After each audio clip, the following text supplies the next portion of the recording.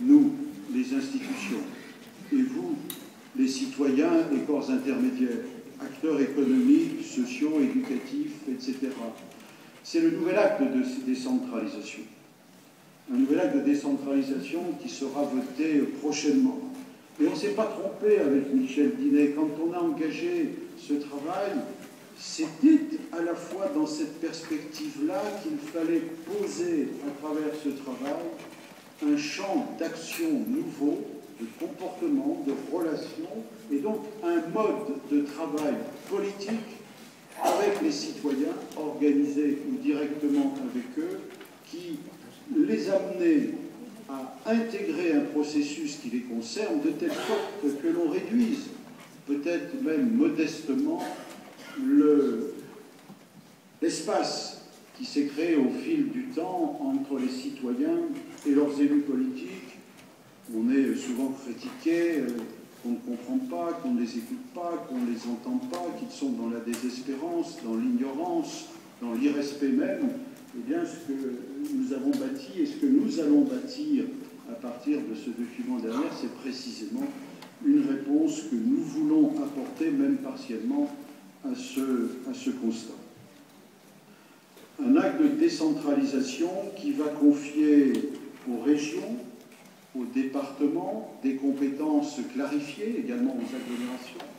Pour les régions, ça sera un changement de niveau, puisque, logiquement, la région se verra confier la responsabilité, non pas le chef de file, la responsabilité du développement économique, la responsabilité d'un service régional de l'orientation, de la formation professionnelle continue, voire initiale, et même de l'emploi. C'est donc un changement de niveau qui va s'opérer avec la responsabilité, celle qui est exprimée dans le document de Michel Dinet, celle de produire avec les autres, notamment collectivités territoriales, avec les acteurs économiques et sociaux, des politiques capables effectivement de traduire cette recherche d'efficacité dans la proximité et dans la valorisation des potentiels de tous les territoires et de tous les acteurs opérant sur ces territoires. Ce sera à la fois une révolution culturelle et pratique et très opérationnelle. Donc, je termine. Le document qui vous est présenté est un document non pas conceptuel, même s'il part au départ d'une réflexion forcément à caractère conceptuel, culturel ou politique. Il est pratique. C'est-à-dire que vous allez y trouver, ou nous y trouverons, ce que vous avez dit d'ailleurs, ce qui a été classifié, ordonné, donné du sens et des perspectives par Michel. S'il s'agit d'un document pratique, il est nourri d'analyses, mais de propositions.